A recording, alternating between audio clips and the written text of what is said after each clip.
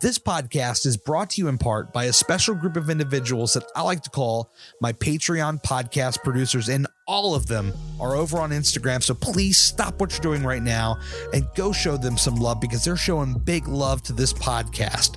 Daryl at Your Level Fitness, Amy at Gem of the Gym, that's GEM of the GYM, Caitlin at Caitlin Elise, put 3 Y's in her name, Crystal at Reduced Fat Mama, Emily at M is the Biggest Loser, that is EM is the Biggest Loser, Joey at Joey Losing Weight, Vanessa at Vanessa Ray's Journey, and Amber at amber.l.ables.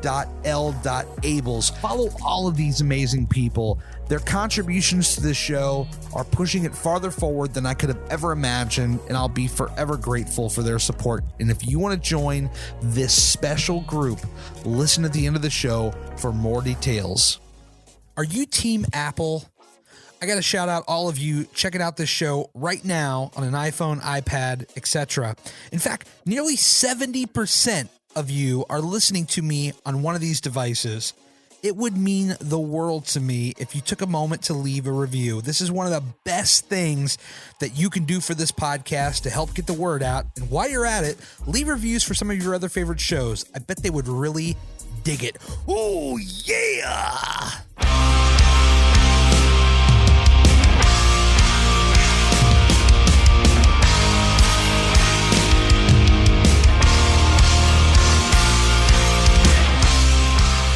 You have a voice for radio. I can tell it in the low bassy tones in your voice. Well, thank you. It's kind of something that it just has been a thing. And to be honest with you, Gary, the voice came in when I was 12. So can you imagine a 12-year-old sounding like this? I mean, that's just crazy, right? You got to be kidding me. Are you being serious? No, I'm dead serious. And so imagine being in middle school and you're calling a girl or whatever, and just imagine it's a girl, right? Yeah. And dad answers the phone and says hello, and you say, hey, I'm looking for I don't know, Emma. Yeah. And dad's like, well, what's the problem? Did Emma have a bad grade? You know, they think I'm a teacher. Well, no, I'm not a teacher. You sound like a teacher. Well, thanks. You could probably charge people like to read stuff like in a teacherly like voice, like this is my school grades for the semester, and just have you read it out, I think. That's funny. Thank you. I appreciate that. No worries. Yeah, I'll tell you what. I know you want to be a speaker and all that. Wait, I got to pretend like I don't know because it's the podcast and the whole gimmick is I don't know you. But if it doesn't work out, you could probably have a future in voiceovers, I think. It's funny. I've looked into it. My mother has done voiceovers. She did some commercials and things like that. And for a woman, she has a very dark voice. Yeah. What it's worth. But at any rate, you never know. You'd never know what the future brings. Exactly. Now, before we get too far in, because, man, we're already 2 minutes into this thing. Chris or Christopher, what do you prefer? Christopher is the preference, but for people like you that I like, I'll let Chris slide if it happens. I like that. Because, a lot of guys, with the variation in the name might go for the shorter name versus the longer name. Do you just like the way the longer name sounds a little bit better? Well, there's a slight story behind that. So my mother intentionally named me Christopher for whatever reason. It doesn't necessarily matter. Sure. But she would always call me Christopher growing up. And growing up through school, when you go by Chris, every class that I was in always had at least 2 Chris's, and every grade had 4 or 5. Mm-hmm. And my last name is Dunn, right. Hence my Instagram name, Dunn Living Fat, but it's kind of a play in the name. But going by Chris Dunn is what everyone called me growing up, and quite honestly, I got sick of it. And right around 26, when I was stepping into the next phase of my sales career, I decided that I wanted to be called Christopher to add that umph behind the name. Chris and Christopher have 2 completely different yet distinct sounds. Yes. Chris, in my opinion, is very fun and frilly and happy, but Christopher, that hard at the end, it almost demands attention. It almost demands authority and respect, and that's kind of a piece of why I decided to honestly later in life, which may be a surprise to you, start going by Christopher. There you go. No, I like it. I was like, what's the preference? And like, you had a whole story. Like, I like that. I'm like, damn, he came prepared. He had like a full on, like, actually, this is why we go with Christopher. I like that. That's cool, man. Thank you. Thank you. When I hear Dunn, I'm a wrestling fan, primarily an older wrestling fan, but there used to be a tag team in the mid 90s called Well Done. And I think they went with the DUNN instead of the DONE. I guess it was just like, a play on the last names they wanted to give the wrestlers. And I don't even remember the two wrestlers that were in that tag team. And most of the audience here is not even wrestling fans, so I won't go much farther with it. But when I hear that name, that's what I immediately think of. It's funny you mentioned wrestling. When I was younger, I was a huge WWF fan. I have a picture of Dwayne Johnson, The Rock. Nice. Me and him. I was a little kid, and it's signed by him. Just by chance, it worked out that way. But it's just funny you mentioned wrestling, because for a big chunk of my life, that was a big part of my personality, to be honest with you. You met The Rock. I did, back when he had hair. Yeah. Wow. And I have a picture to prove it. What, it's just like a meet and greet or something like that? No, my mother, she used to work security at an airport in my hometown. Yeah. And the wrestlers were coming through security. They offered some of the people opportunities to take pictures before they were landing on the plane. Right. So my mother knew in advance. She said, come down. She had my father bring me down, and I got to meet a few different wrestlers. I saw Stone Cold Steve Austin, if you remember him. Of course, and yes. The guy that I absolutely had to meet was Dwayne Johnson, and I was very fortunate to have the opportunity to get a minute of his time. Man, I'll tell you what, nowadays, that's the kind of picture you throw up on like Throwback Thursday and tag him in it. And, he might actually see that. He seems like the kind of guy that would like remember something like that and like, probably even get back to you on that. I feel like. Maybe it's the picture's in New York somewhere. I just got to go fetch it. Okay. Yeah. Find it and Throwback Thursday, that thing. And I'm telling you right now, it's going to be some hot content for the gram, as they say. The gram, by the way, is what brought us together. And that's what brings a lot of people together. It has become the saving grace of this podcast. And I am so forever grateful because, I've been a podcaster now for 12 years and I feel like I never got it right. I feel like I just always was doing it wrong. I was making all the wrong moves. And like Gary V would say, you've got to lose a lot to learn how to win. And you got to love losing because eventually you will get to the winning part. And so 2 years ago, I was starting this podcast right now, and I was talking about my journey solely, and I felt like it was kind of treading water, but not really doing much. And then I just had this random idea, kind of inspired by him, because he's like, engage with the community, which I was already doing. And he's like, create content around the community. And it just got me thinking I should start talking to other people, because who the hell wants to listen to me babble about my story solely? Let's hear about everybody else. Let's hear about the community. And because we all come from different walks of life, and so I started talking to people from Instagram, and this is what's taken the podcast to a whole new level. And it's blown me away just at the amount of people that I've talked to, being introverted to a certain degree and just agreeing to talk with strangers on a podcast. So it's funny that you talk about people and how everyone's connecting. That I have my own fitness and weight loss story, most likely. But the point that I'm trying to make is when it comes to these people in this community, when Amanda introduced me to people after the color run up in Westchester, we went to lunch at Tom and Chi, and it was honestly a great experience. Yeah. I got to meet Daryl. I got to meet Jack. I met Jack's friend Becky, and then Jack had another friend. But it's just a really nice group of people who you can tell at one point in time may have been introverted in some way, whether it was a 1 out of 10 or a 9 out of 10 on a scale of 10. Right. These people just have found a way to express themselves, and they're connecting with people who have a similar story.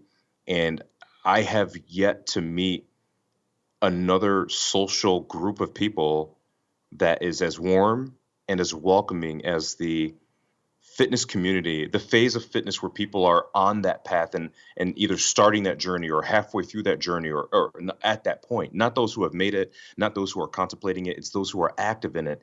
And that group of people, I guess I should say our group of people, really, Yeah. it's completely different than any other group I've ever met. It's wild, man. And I mean, I know I was, very anxiety ridden when I went to Cincinnati to meet everybody at the Flying Pig. It was definitely something that just like, like these are people I've DM'd and stuff like that. And it's, it's great people, all good experiences. However, there's the part of the introverted part of me that when I actually have to meet them face to face, like it ends up being completely fine, but it's just that buildup that I give myself mentally where it's like, oh my God, oh my God, oh my God, oh my God. I hope they think that I'm what they thought I would be, the impression that they get from the Instagram, which I believe is the truest representation of me. So I'm like, I hope that translates and that is exactly what happened. So it's just like, okay, great. We don't need to be so nervous anymore. I don't think. I think you're right. And that is something that I personally don't fully comprehend. Being introverted, being shy in any way, that is not my personality. I've always been very outgoing. Right. I can make a best friend anywhere. In my daily life, I travel as a sales manager for a manufacturer, and I'm gone, I don't know, 4 or 5 days a week. But with that said, I'm always at different places, and I like to be social. So you won't find me camped out in a hotel room. You're going to find me out and about doing stuff, meeting people, talking to whoever. So that's something that I am excited to see more of, and even watch people transition from being less introverted to more extroverted. I don't think that true introverts will ever be truly extroverted. Right. But there's always a way to find a balance to meet people and just enjoy what life has to offer.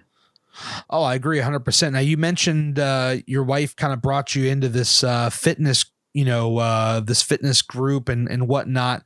What was, I mean, you got to meet some people over the weekend, and that was really great. But like, what did you have any expectations when you were kind of first hearing about what this community was all about? So I'm going to give you the raw, honest answer. And at some point, Amanda's going to listen to this podcast. And Gary, I'm going to tell you right now, she doesn't even know this. Okay, yeah, lay it on me. This is kind of cool. So I won't name any names because that's not really important. It doesn't really matter. None of it was just me acting strange for whatever reason. Sure. But I saw the group as she was getting so involved, and she hasn't necessarily been the type of person to be super social in like group chats or groups at all. And she wasn't heavily into Instagram. Suddenly she got into Instagram. She's meeting all these people, and a lot of these people that she's talking to happen to be guys, and I'm totally fine with that. Sure. And I'm never the jealous type. But there was a brief moment where I said, "What's going on here? This isn't quite adding up." And on purpose, she wasn't getting me involved with the group of people. I guess mainly because she was afraid of me completely taking over friendships, because I don't know. I just had this weird way of dominating things by accident, and she wanted something to be her own. And I said, sure. But in a way, it seemed kind of secretive. So I thought, what's going on here? And then she said, hey, after the color run, we're going to meet up with a few people that are part of this new community I'm with. And when we meet up with these people, we're going to have lunch, and it'd be great for you to meet them. And I said, are you sure you want me to meet them? Like this? Wait a second. In my head, I'm thinking this doesn't add up, because she was all secretive about it. She kind of told me about it, and now I'm going to lunch to meet everybody. So what's going on here? So to answer your question, I'm sorry, this is the roundabout way. No, this is great. We're in the talking business here. Believe me, it's all good. Exactly. And I didn't have any typical expectations. Okay. I wasn't nervous. I was more anxious, to be honest with you. Right. Anxious to see if what could have possibly in my head been turned into something that would never, ever happen, because she's not that kind of person. What was I going to experience? What would these people be like? And I hadn't reviewed, to be honest, anyone's profile or even really know who anybody was. So I didn't know what to expect. Yeah. Well, I remember first kind of speaking with your wife. Probably want to say, I want to say it was before the flying pig race. Probably just maybe replying. She might have replied to a story or two of mine, or commented on something. And I get those, and it just, you just chat with people. And then after the pig, she's like, "Oh, I was there. I wish I wish I could have met up with you guys," because she saw the group that we had there. And I was like, "Oh, yeah, I wish I knew, but hey, we're coming back next year." And which, by the way, we've already like doubled the amount of people that we had this past year. We already got double the amount of people who are signed up, registered, and coming back for next year. So I was like, you gotta come and meet up with us then. And she's like, yeah, I'm gonna do it. And boom, here we are. And that's I think probably maybe a couple weeks later, you came into the picture, and here we are. Here we are. So there's been something weighing heavily on my mind. Yes. And it's, what do I really want to do with my future? What do I want to do with my life? And having children aren't part of the future. So the future phases and the next steps are mildly selfish, naturally, because I don't have kids. We don't have any children to think about, and we're not planning that. So right. The next thing is, what do I do next? And something that I've always been good at is speaking to people, communicating with others, delivering ideas, even more so, especially in the last year and a half, as I've gone down my path and my journey. I've learned that I've been able to motivate people, get people excited, get people to try new things. And for me, it's exciting. It's exciting to the point where I feel like it's something I could do permanently, but right. even more so, I get a sense of fulfillment from it, because I am helping people in so many ways. And I don't want this to come off as, like I'm conceited, but I've helped some people transform. And it's not for any selfish means. I help these people transform because I want to help people be in better health, be in better shape. I have done some tremendous things in a year and a half with my health, and I suffered from a lot of things. I had type 2 diabetes. I had heart disease, high cholesterol, all the things that come with being obese. Right. And medicine will make you think that type 2 diabetes is only manageable. It doesn't really go away. I'm here to tell you right now, that's a load of garbage. It can go away. Yeah. Because I beat it. I was on insulin shots 4 times a day. But I repeat my message, and I tell my message, and people can see the progress through social media posts and intentional posts. And they've reached out to me for advice and help. And I've counted with the people that I've talked to this year alone, and I've shared some methods. Fasting is one of those methods I've been sharing, intermittent and extended fasting, sharing my ideas on fitness and how to work out, sharing my ideas on what to eat in terms of diet and what to avoid. Right now, from the handful of people I can think of that I've been just talking to, they're down collectively over 200 pounds in 4 months. It's phenomenal. It's amazing. And I'm excited because they're happy to share their progress with me. And it becomes infectious, because then they go out and they're talking to people, maybe not with the same efficacy, but they're talking to a friend here or a friend there. They're not reaching out to total strangers, which is, again, okay. Yeah. But I think it's something that's going to hopefully be a part of my future. And this community has been so far welcoming. And I got to tell you, just really latching on and being supportive as well.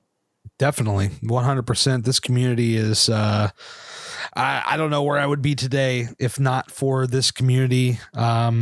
And the support that I've given, the support that I've been given, it's unlike anything I've ever experienced. I mean, there are people that are quote unquote in real life that don't even have your back, like people on the gram have your back. And I, for a while, I was like, is this really a thing? Is this really how it goes? And in fact, yeah, that's how it goes. So it's pretty wild to be a part of the community for sure. So I've been thinking about this as I have looked at your pictures and just heard of your name and even listened to your prior podcast. By the way, I love the one that you did with Amanda Valentine. Oh my goodness, Oh, she was that was great. a fantastic podcast. Thank you. What and I haven't known you long and I haven't listened. So if you're repeating the story, I'm sorry. And for anyone who's listening to your show, if it's a repeat, I apologize. This is just me wanting to know what was that breaking point moment for you that said, I'm ready to finally do this and commit to this and change my lifestyle? As you were going through the profile, did you come across a photo of me in a black tuxedo? Yes, I remember that one. All right. That's the photo. So, one of the questions that I tend to ask a lot, and we'll get to that when we go to the origin of your journey in your life. But for me, it was seeing that photo. You know how it is. You take a photo of yourself. You're like, damn, this looks pretty good. Somebody else takes that photo, and it's a totally different story. And if it's at the wrong angle, it can really bring you down to zero. Especially if you're really badly out of shape like I was and knocking on 400 pounds door. So I saw this photo and it was probably maybe a week or two later. I'm hanging out with my mother and she said, I want to talk to you. And she didn't know how I was thinking, where my mind was at. And she was like, I always know how you want me to quit smoking. Smoking was a big thing for her. And she's like, I'm going to make a deal with you. If you commit next year, this was the end of 16 going into 2017. She says, if you commit, to exercising and getting yourself into better health, I will commit to try to quit smoking. And so armed with that picture that I saw that really got my juices going. And then having that conversation with her, it was kind of like a perfect storm to where I finally felt ready, because I had started and stopped 7 or 8 times easily over the years. Nothing ever stuck. I didn't want to hear anybody else. I had to go when it was my time, when I was ready and when my heart was in it. Yeah, that makes perfect sense. Yeah. I can totally sympathize with that sentiment. Yeah, for sure. Yeah. So that's where it all started. And, it's been great. It's had its ups, it's had its downs, just like anybody else. I'm not perfect. I know, when you think of Instagram, a lot of people tend to paint that perfect picture of where they're at. But if my day is complete garbage, I'm going to tell you it's complete garbage. And, not every day is going to be perfect, but for the most part, my batting average is pretty good on good days versus bad days. Sure. I'm looking at your photo right now, and I agree with everything you're saying, by the way, but I'm looking at this photo. Yeah. It's, you posted this one on January 22nd, and it's you is that a tux, the suit, right? Yeah. All black. Mm-hmm. And then you with wearing a shirt saying "Fighting Like Hell." And I got to tell you, you look like two completely different people. I mean, just unrecognizable between the two. You don't look like the same person. So kudos to you. That's tremendous. That's incredible. I really appreciate it. And that shirt, I believe in that. That's one of mine. I believe in that. Fight like hell for the life you want. Because that ain't nobody else going to do it for you. Ain't nobody going to drag your ass out of bed at 4 a.m. Nobody's going to meal prep for you. Nobody's going to do the exercise for you. No one is going to do this for you except for you. And I believe that strongly in believing in yourself, sticking to a plan, and ignoring the noise, because there's a lot of noise out there, and fighting like hell for the life that you want. I believe in that 1,000%. I agree. Again, I'm repeating the same words over and over again because I don't really have anything more intelligent to say other than I agree. You're spot on. No, that's the way it's got to go, man. It's 100% true. I tell people all the time, you have to want to do it. You have to want it. You have to want, if you're that person who's overweight or in many cases obese, you have to find that thing that's going to drive you to make the change. You can't want this for silly, frilly, superficial reasons. You can't want this because you want to look good in a bathing suit. You can't want this because you want people to notice you more, or maybe you are single and you're looking for someone to find you more attractive or whatever. You Right. have to want this for something much deeper than that. It has to be from the depth of your core that says, I want to be in the best health possible. The cool part about being in really good health is that you happen to look good too. It's just kind of, they go hand in hand. This is true. If you focus on the health, everything else will follow. But you have to be ready mentally to say, this is the life I'm going to live. It's not a diet. It's not an exercise plan. It is the way you're going to live until you die, which hopefully by living better is a lot longer of a life than shorter, right? So 100%. Yeah, man, you're speaking my language. You may have just jumped on as far as the podcast, but I feel like you've heard every damn episode already, because that is, like, if you go back, that is the message 1,000%, especially when I got Daryl on here, and him and I, we just sound like we're echoing each other, like we're singing in a choir together. On Saturday when I met Daryl, he and I were having a conversation just like you and I are having right now. Yeah. And I have to tell you, it resonated much with what we're talking about right now. Yep. And it was even more incredible to find an individual who truly understands the depth of what I'm saying, who understands just how pivotal it is to have that spark that turns into that flame inside of you. And I haven't met other people yet who fully understand it, but I think I'm going to find a lot of those people here in this community. Oh yeah, for sure. These people are hungry, but in the other way, they're hungry for a better life. They're hungry to make it happen, create that opportunity. That's just, again, it's not going to be handed off to you. It's something that you have to work for. You got to create that opportunity and make life better for yourself. I mean, that's ultimately the bottom line. As Stone Cold would say, that's the bottom line, because Stone Cold said so. It is true, you know? Exactly. So tell me about kind of your origins, your, the childhood. And I mean, you mentioned, losing a lot of weight and getting healthier yourself. I mean, how do we get to the point where you're not healthy? Talk a little bit about those days. Oh, that's a great question. In fact, no one has ever asked me this question through this entire year and a half. You're the first person to ask, so thank you for that. That's why we're here, my friend. I think the bad eating habits started when I was a very young child, under 10, single digits. My mother floated between jobs quite a bit. My father was a refuse collector, so he was either working or sleeping. He worked a lot of hours when I was young. So there came a point where I started living off of processed foods. Yep. I used to love these little things. I forget what they are right now. They're like they're TV dinners for kids, and all I can remember is that there's a penguin on the box, and they're blue. Oh yeah, the blue box. They had the brownie. It's like kids cuisine. Yeah, good Lord. I can't even pronounce the word. That's what it was. Kids cuisine. That's, wow, your memory is incredible. I used to eat them.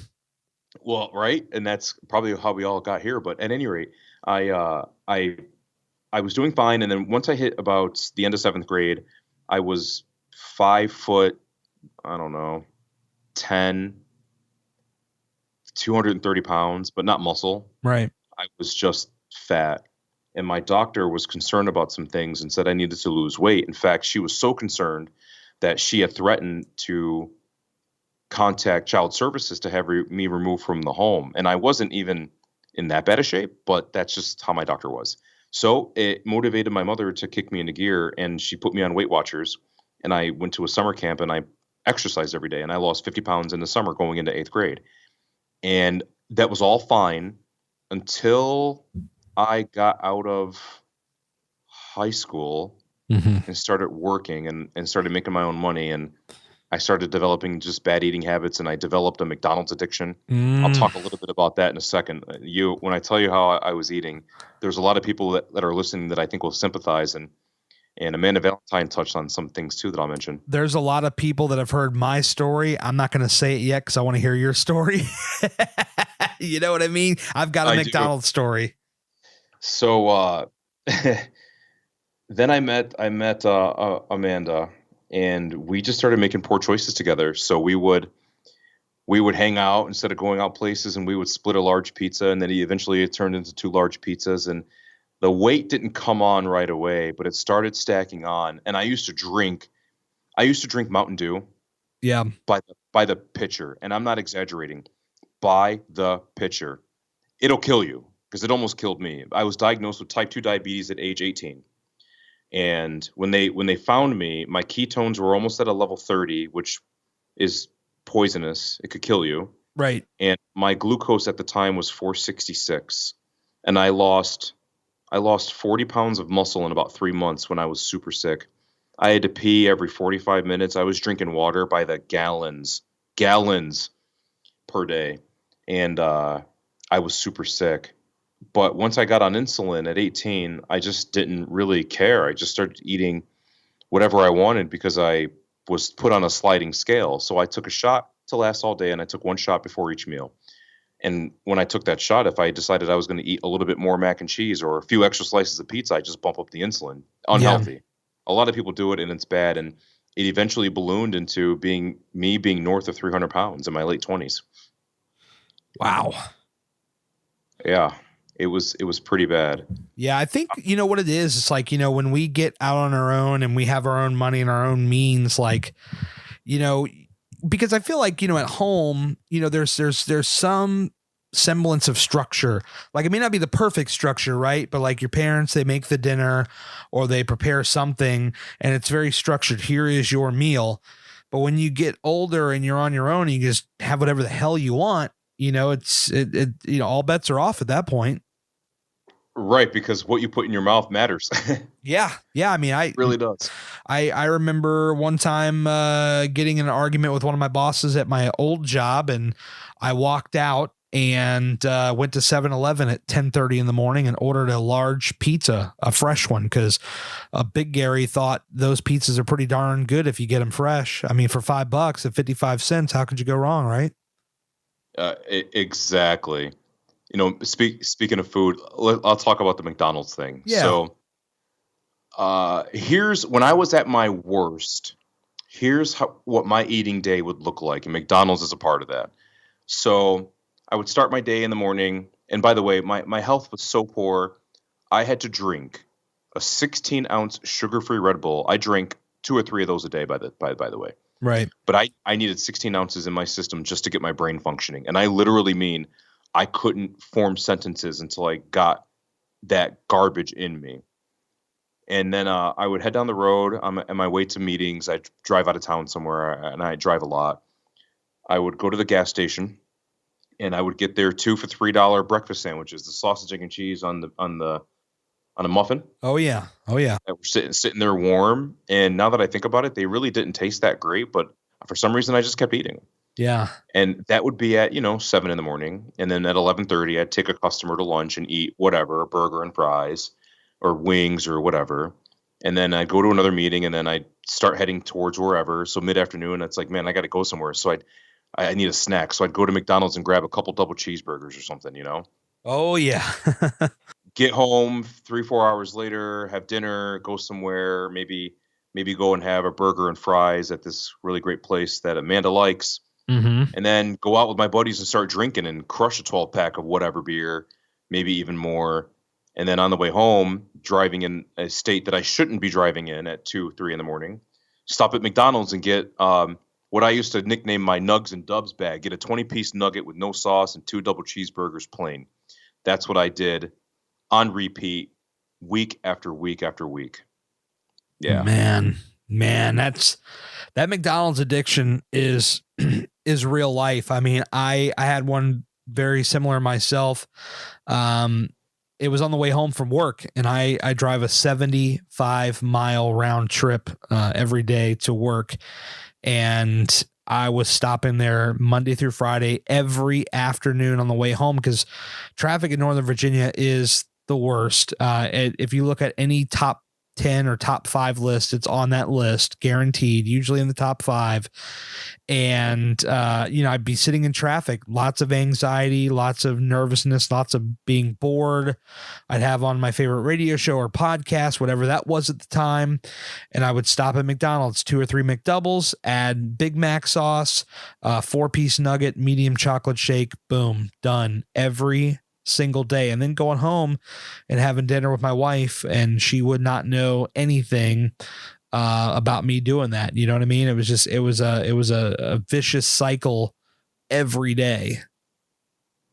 Yeah, I completely know what you're talking about. And let me ask you this: Did you hide the bags? Because I used to hide the bags. I would ball them up. I'd stuff them under my seat. I'd stuff them inside of a bag and pretend like it was a bag of garbage in my car. I would stuff them in my center console, and then whenever I found a dark, shady, quiet gas station in the middle of the night, I would take all the bags and throw them inside of the garbage can between the pumps and pretend like it never happened and pretend like it wasn't me. That's a lot of what I did. Amanda Valentine talked about this.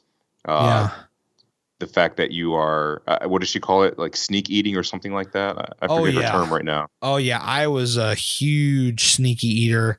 I've talked about this once or twice on the podcast, but at my job back in the day, they used to cater lunches every single day. And I was always like, I knew the times where that kitchen would be empty, like an hour or so after lunch, but it would still be sitting out until somebody put it away, and going in there and sneak eating seconds and thirds and fourths sometimes. Or if somebody had a birthday, they would always buy a cake. And I knew damn well that here's the time it's going to take for people to get in there, everybody get their cake. And once they get out, wait 5-10 minutes, go in there. Oh, I'm just grabbing a glass of water, going in for that second or third piece of cake. I've got the knife and I'm scooping up the frosting, because the place that I work had a lot of in shape people, and they were scooping some of the frosting off. And my big ass was going back in there and getting that frosting. I was like, man, there ain't no frosting left behind. And I was on it. Believe me. How do we develop that? When does that happen? What causes us to do that? It's got to be a mental thing. I strongly believe that, your mind is what creates everything. It's the driver. We think we're the driver, but in fact, it's our mind is the driver. And so that's why, a lot of weight loss journeys and whatnot tend to derail, because our mind gets off focus and we crash and burn many times over. And I think that when it comes to that eating, it's all in the head. It's like, hey, we get a taste for it. We're like, oh, I can just get a little bit more. Or like if you're in my case, you're just bored and you're just eating because you're bored. That's very much a thing as well. I mean, it's a combination of things, but it really begins and ends with the mind.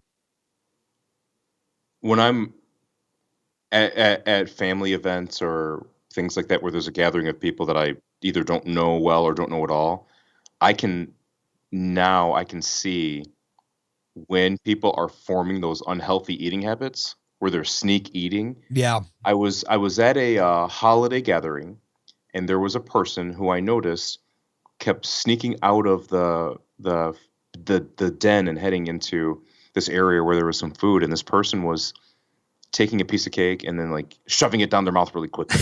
Yeah. And then grabbing a cookie and eating it real quick, and then trying to act like they weren't in there. Right. And I saw that, and I can't say anything. I can't be the one that says, hey, you understand that you're forming because that's not a healthy way to approach it. Yeah. But now I'm not that I'm watching and looking, but I'm very more conscious and aware of certain things now that I've recognized my own faults and my own bad habits. And I can see so many other people heading down that path, or people who are already on that really bad path, being in that obese state and repeating those habits. I think that's interesting, because something makes us do that as humans. I don't think we're learning this from social media or TV shows or books, if anybody really reads anymore. Yeah. With so much audio stuff out there. We've developed this somehow, and I'd be really curious in my life to try to figure out, unless someone already knows, but if you do know, please let me know. You can find me on Instagram at Dunn Living Fat, by the way. So I think that I would love to figure out what causes that. Yeah. Oh yeah. I mean, it's a fascinating, thought, and trying to get to the bottom of it. It's like when I was younger, I was, diagnosed with ADHD, attention deficit hyperactive disorder. And I'm like, now that I think back on it, when I was like, man, is that some of the sweets that I had a little bit too much of? Does that have anything to do with it? I'm not saying it's the sole contributor of it, but is it possible the garbage that I was eating could have polluted my brain somehow? You start to get in all these like wild thoughts, but, I think it's a fair question at the very least. Well, hopefully, I'll find the answer, and when I do, I promise I'm going to share it with everybody for free. Yeah. Yeah, definitely. I mean, that's what I like to do here. It's like, you talk to people, you learn about their journey, you find out what makes them tick and all that stuff. And it's all free stuff. You just jump on a podcast and start talking. Exactly. Yeah. So, I mean, what was, you asked me like, what was my breaking point? What was yours? Did you have, was it, you see something happen, what was kind of your ultimate breaking point? Oh, I've got it down almost to the minute, my friend. So December 18th, 2017, I go to the doctor for a routine diabetic checkup, which I didn't think was going to be any good, and it wasn't. Yeah. And the doctor was looking at my numbers and looking at my kidney values and my liver values. And she said to me, at the time I just turned 30. And that my doctor, by the way, I've got a great relationship with my doctor. She says to me, what are your goals in life? And I said, well, goal number one is I really want to be a vice president of something significant in the corporate world by 35. I want to be a CEO by 40. And I want to own a golf course and cash by 50. It's pretty specific. Those who know me will know that I've been preaching this story for a long time. And since I was in my early 20s, the targets have been the same. And some of the earlier targets I didn't mention, I've already achieved ahead of time. So the doctor looks at this stuff and she knows my story and she says, well, Christopher, I think you can do it. You'll definitely, if you continue down your path, you'll be a CEO by 40. Right. And I said, great. And she then said to me, but I don't think you're going to get that golf course. And I looked at her and I said, how dare you tell me I'm not going to get something or achieve something? No one tells me I can't do something. Yeah. She, which by the way, that's very reminiscent of something that I know Amanda once said, but that's another story. She said, no, it's not that you can't get the golf course. That's not a problem.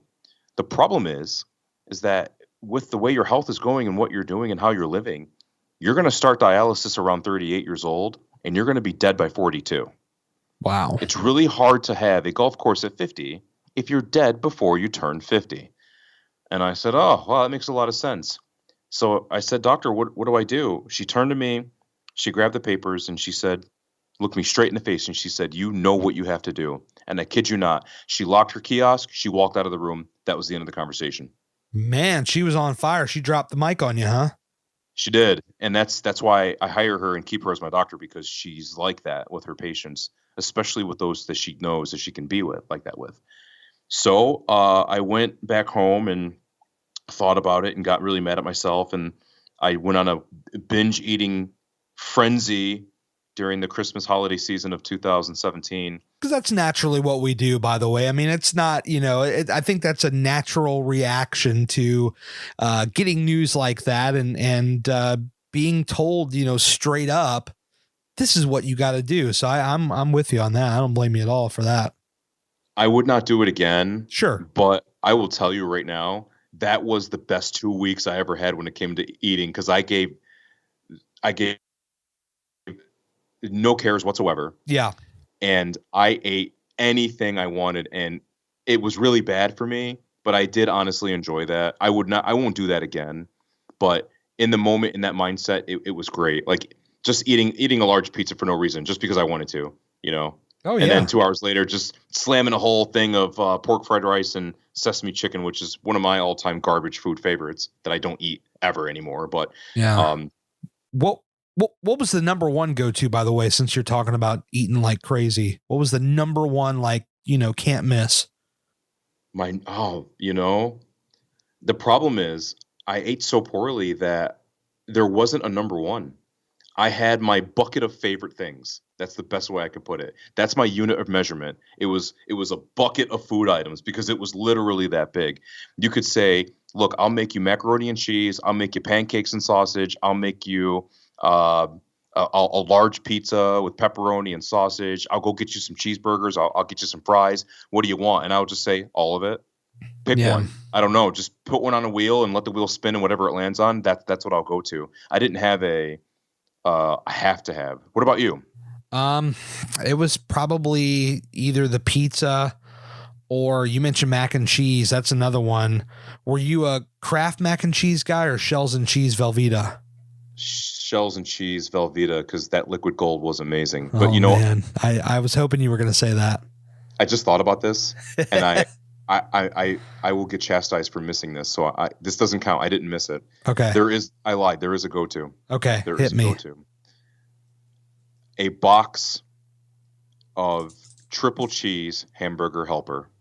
Oh yeah, man. I haven't had I don't think I've had hamburger helper since probably 15 years ago. And then more I remember it is from my childhood. Definitely was made a lot, but yeah, hamburger helper, man, that was awesome back in the day. I was so addicted to it. I would eat it cold, left over out of the fridge. And let me tell you right now, it tastes like ass out of the fridge. It is not delicious at all. Yeah. But my brain said, eat this right now. And I couldn't just eat 2 bowls. I needed like 4 at a time when it was fresh off the stove. Yeah. Why not eat the whole damn box? That's what it turned down to. I think at one point in the house, there were 2 or 3 boxes being made per sitting. Wow. And I know for sure I'd eat at least a box, maybe a box and a half. Yeah, I remember for my first marriage, my ex-wife told me, she's like, we don't have to eat all the leftovers the same night. We can save them for the next day. And I'm like, yeah, but that's not as fun. And I was just, having whatever I wanted. But at that time I didn't even drive. I was like walking everywhere and taking the bus. So like it really wasn't adding up like it was later on in life.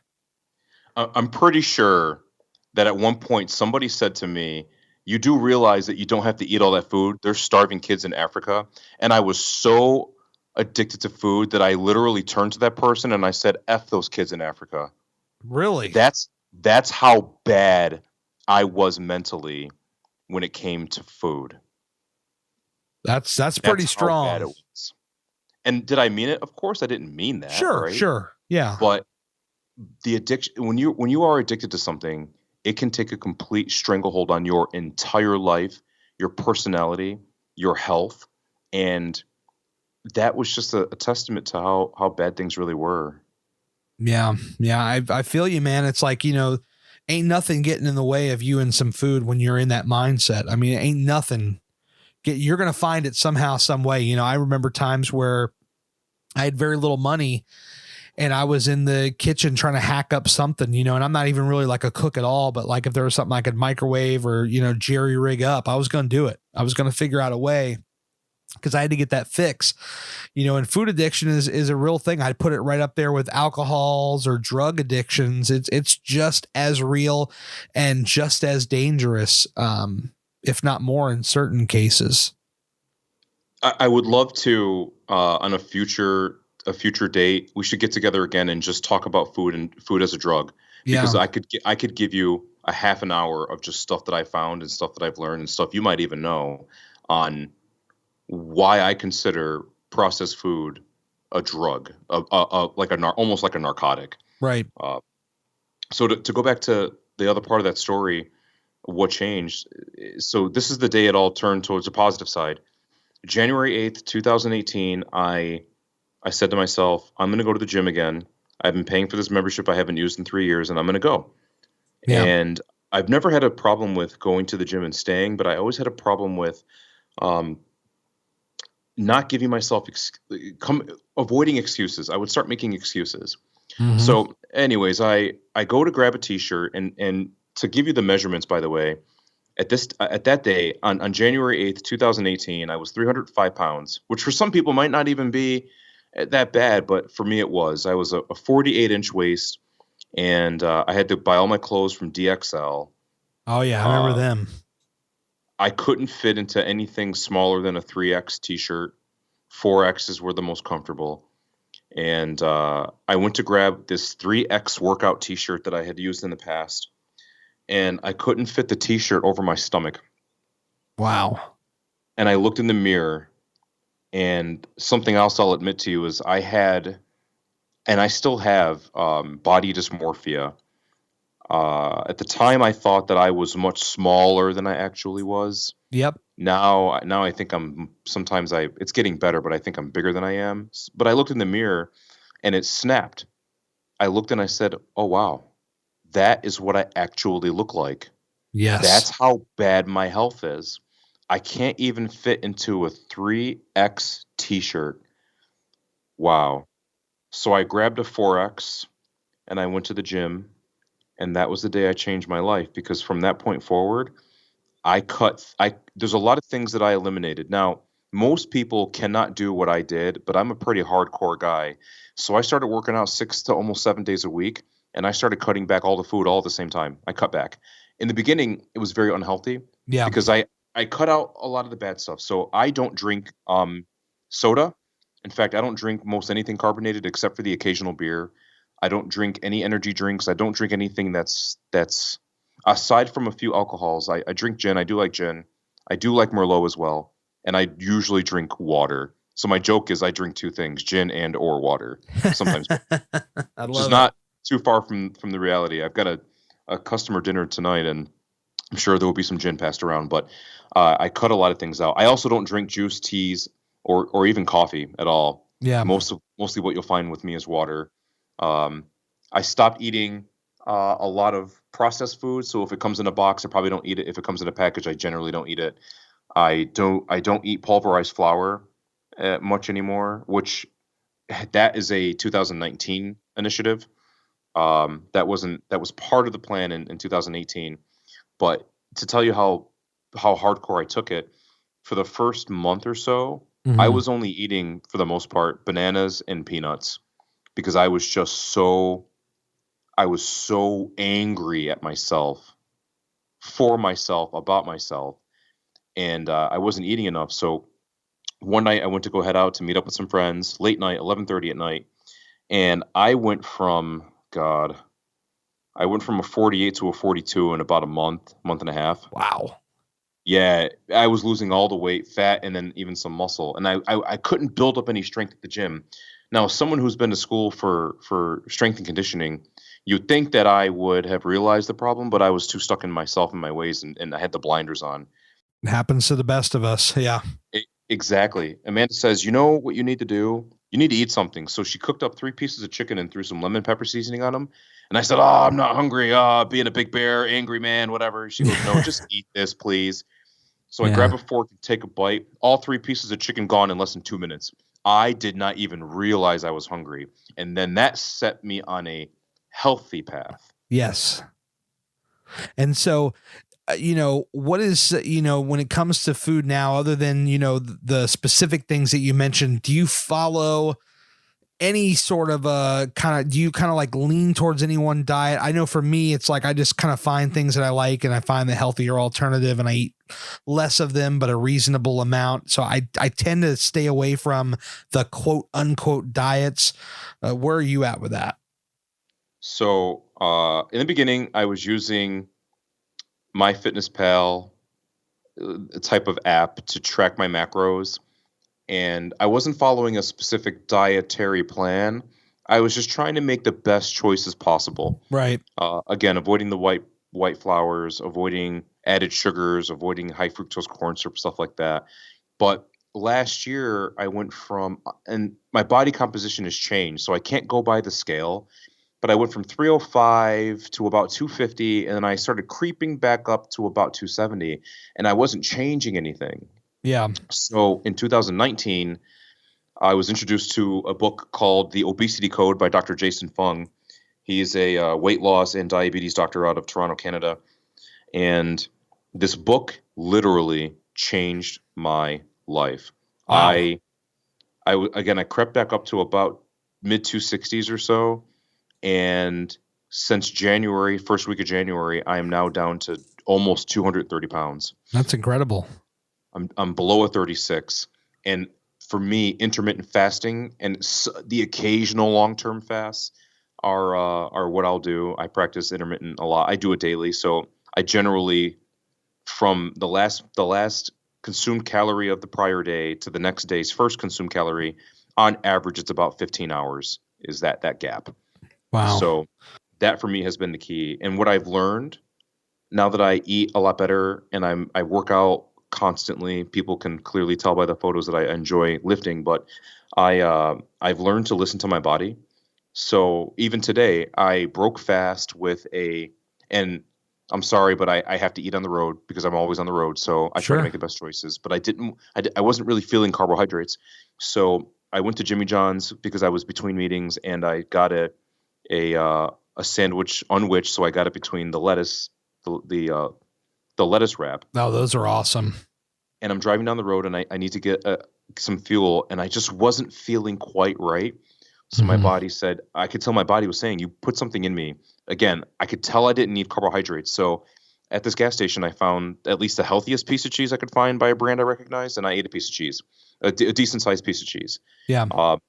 And then once the fat started getting processed in my body, it started converting things into energy. And then all of a sudden, my energy levels came back up. So my point is, I've learned to listen to my body. I know when I have days that I need more carbohydrates. I can tell when I need more fats and more proteins. It's hard to explain. I can just feel it in my body.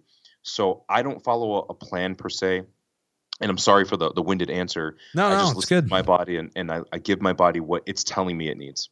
No, I like that because I think that too many people fall into, I'm going to go on this specific thing rather than listen to their body. So they're like, okay, new year, new me. I'm going to do this, and I'm going to follow this plan. And then this plan has stuff in it that they don't like. And they either force themselves to eat it or they fall off the plan and they feel like a failure. And they're like, well, I quit. Done. The end. I'm a piece of garbage. When in reality, I think it should be baby steps because everybody's in such a damn hurry with these things. It's like, man, I swear it's like a project or a school assignment that they feel is due in a couple of weeks. And it's like, man, this is your life. Like you got the rest of your life to figure this out. And it's the long game. You got to invest in the long game. So it's just like, what I did. It's like, I found stuff. Okay. Like, what do I like? Oh, I love cheeseburgers. Cool. Let's make that cheeseburger a turkey burger. In the beginning, I was eating 2 of them before I got started. Then I was like, okay, let's go down to 1. That one, I went from a bun to a wrap. Then I went from a wrap to no bun at all. I still put my cheese and my sauce on it, and it's pretty damn good. So it's finding the alternatives and what I like to call hacking to find the best alternative for you. Listening to your body, like you said, listening and giving it what it wants. It's almost like you could coin it with a phrase. You could call it transitional healthy food hacks, right? Yeah. That could be made into a t-shirt. You can have that one for free. I'm just kidding. Well, I'm definitely, I've been putting together a book and it's about, losing the first 100 pounds and that, all these things I'm going to be definitely sharing in there. Cause I think it's valuable for people that will come across it. It's like, we're so conditioned to think that we have to follow somebody else's diet plan. We're so worried about doing what other people do, and we're not concerned enough for what is in our actual well-being. The closest diet plan that I agree with, and I still have reservations about it, is Weight Watchers. Yeah. And I like the Weight Watchers plan today for a lot of people to start a healthy lifestyle. I'm not sure if it's long-term maintainable, but that's my own opinion. The nice part about Weight Watchers is that it allows you to eat things. It doesn't restrict you. Yeah. It gives you a budget. How much of your budget do you want to blow on this thing or this meal that you're going to have? And it gives people a sense of accountability, but also doesn't deprive them. And I think the reason why a lot of people fail at their diets, not the reason why it fails their bodies, that's a whole different reason. Yes. But the reason why they mentally, spiritually, and emotionally fail is because they are depriving themselves of the things that they are addicted to, that they need to wean themselves off of. And I love what you said. You said I turned my burger into a turkey burger, and I had 2 and I went down to 1, and the bun became a wrap, and the wrap became no wrap. And what you did is you weaned yourself off of that addictive thing. Yes. Just like you would do with a drug addict. It needs to be treated the same. And 100%. you, in that weaning process, that transformational process, you developed a healthier lifestyle. And that is not what these diets focus on. It's cutting, immediate, hardcore. And like I was saying earlier, unlike my abilities that I didn't even know I could do, most people, if not nearly all, cannot do that. We are not wired that way Yeah. as human beings. That's just not how it's supposed to work. We live in an instant gratification society. I mean, Amazon can deliver me stuff in 2 hours. God, why can't I lose this weight tomorrow? You know, it's like, this is the world we live in. It's crazy, but that's how we've been conditioned to learn and behave. It's mind boggling. You're right. Instant gratification is key. That's the biggest problem. I'm in this Facebook group. It happens to be Dr. Fung's Facebook group for intermittent fasting and weight loss, and there's thousands of people in that group. And I've been sharing my story, and I've been getting thousands of touches back, and I've had people reach out to me. But the frustrating thing about some of the people who are reaching out to me, as well as some of the people who are publicly posting, if I can talk today, right? That's how I feel every day. Right. They're saying the same thing, and I see a lot of the same questions. How do I lose 30 pounds in 60 days? How do I lose 100 pounds in 6 months? And it's like, guys, you don't get to decide how much weight you lose in a healthy manner. Yeah. I'm sorry. Amanda taught me this. You didn't spend 3 months going from, let's say you were 185 pounds to 285 pounds. You didn't put on 100 pounds in 6 months. You put on 100 pounds over the course of 4 to 5 to 7 years. Yep. It doesn't happen overnight. No, the question we should be asking is, how do we get our brain straight, and how do we develop what I like to call the 4 pillars? And I operate on these 4 pillars daily: patience, consistency, hard work, and love yourself. Like, how do we get our mind together so that we can function? That's what we should be asking, not how do we lose 30 pounds in 60 days or whatever you just said. I'm spinning it all exactly around. Yeah. It's pick your numbers. They're arbitrary. You know what the numbers are. And a lot of the people who are listening right now, they know what the numbers are too. Yep. So that's a big part of what I want to do when it comes to my potential future endeavor of getting into healthy lifestyle, fitness, and motivational speaking. Along with that, I want to help preach those things to people, not in a manner that says you need to do these things to achieve these results. No, I want to give them the knowledge that they need to be informed, to make the right decisions, but also show them that real human beings can do this through the proper process. It took me a year and a half to get from where I was to where I'm at now. And there's a lot of extreme dedication and focus in there. I had the discipline, but it took a year and a half to get to where I'm at.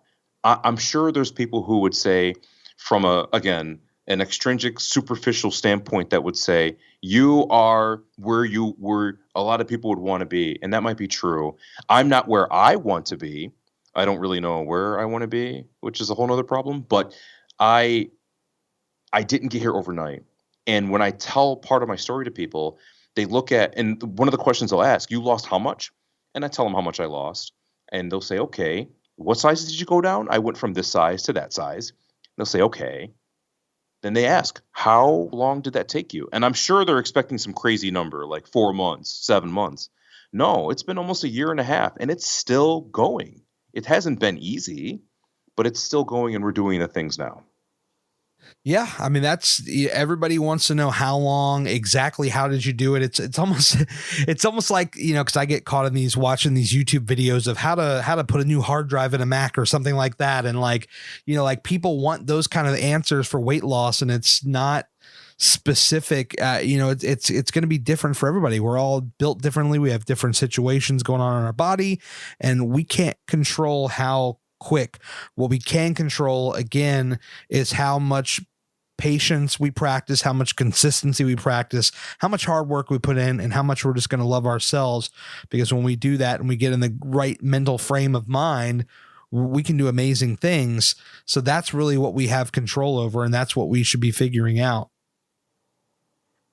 I couldn't agree more. Yeah. I mean, that's really That's really what it's all about, man. I believe it. It took me a while, believe me, along my journey to figure that out. But once you figure it out, because that even figuring it out doesn't come overnight. Once you figure it out, once it clicks, I mean, you're unstoppable. You really can do anything you want. So my biggest goal right now is to develop myself within this community of people who are becoming more fit and becoming healthy.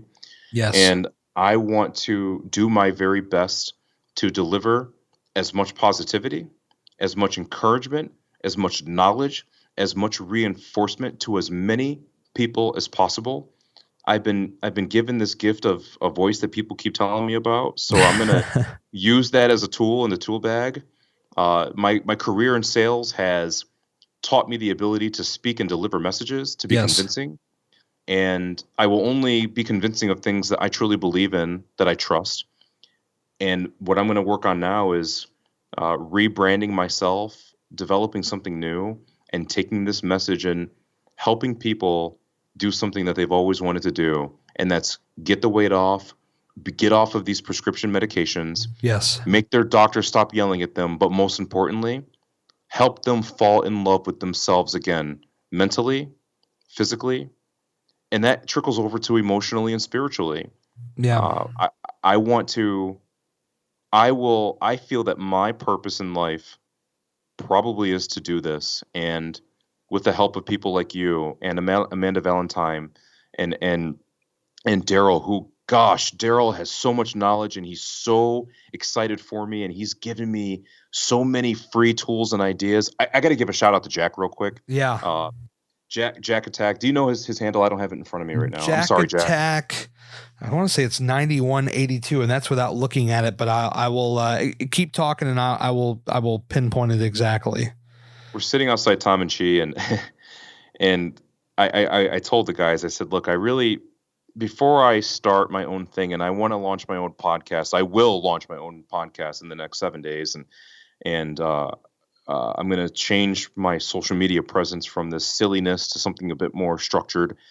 And I said, before I do that, I just need to give myself a name that really makes sense. And Jack was sitting there and Jack said, Body by Dunn. And I said, Body by Dunn, that sounds too fitnessy, but I like what you're doing there. I like incorporating my last name into that whole theme. And then I sat there and I said, okay, I've got it, guys. I just thought of it. This isn't maybe not what I'm actually going to use, but I said, how about this? Done being fat, because I'm done being fat. Yeah, you're not lying. Their eyes lit up. They said, that's great. Well, I looked on Instagram and some kid from 2012 or whatever used the name already, and I didn't want to add numbers and do an underscore.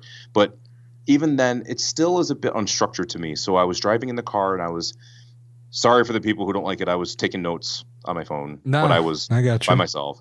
Anyways, I was writing down these ideas, and then I said out loud, I said, most of the people that I'm going to talk to who maybe want to reach out to me for support are probably going to say, I'm just done living fat. I'm done living obese. I'm done living this way. And then it came together, done being fat. No, I'm sorry, done living fat. Yeah. I'm done living fat, because this is about lifestyle, not about this moment. It's not about the right now. It's not about tomorrow or yesterday. It's about the rest of your existence.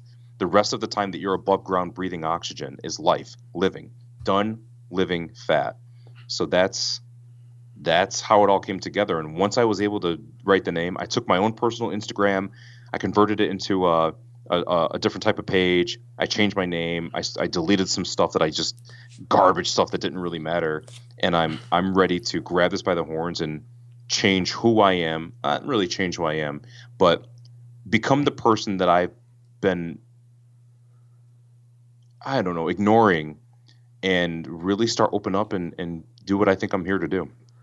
I love it. I think you've said it all right there. Like I was like, I was about to ask you, remind us again about your Instagram handle where we can follow you. I think we were wrapping up, and you just came in with the thunder right there. I'm like, all right, this is the perfect spot right here to put a bow on it. And I love your outlook on things. And I think you're right. You're going to do all these things that you want to do, and you've definitely got the message behind it to back it up. So, I mean, I wish you all the best in it. Thank you. And same to you. And I will always be here to support you as well. I'm not going to go anywhere. And, let's do one thing together, my friend. Let's transform everybody. Absolutely, 100%. And we'll have to come back around and do another one of these. And I am safe to assume you'll be joining us at the Pig next year. Oh yeah, I might even. Well, I'll probably be volunteering, but I might participate. We'll see. All right, cool. All right, well then we'll meet then, and until then we'll have to do another one at some point. Great, thanks for having me on. I appreciate it. Thanks, Christopher. Appreciate it. See, I almost slipped there. Because it happens naturally. No worries. Thank you. All right, thanks, man. Appreciate your time. Thanks. Remember at the beginning of the show, I mentioned a little thing called Patreon? Well, I'd love to have you join me. But Gary, what is Patreon?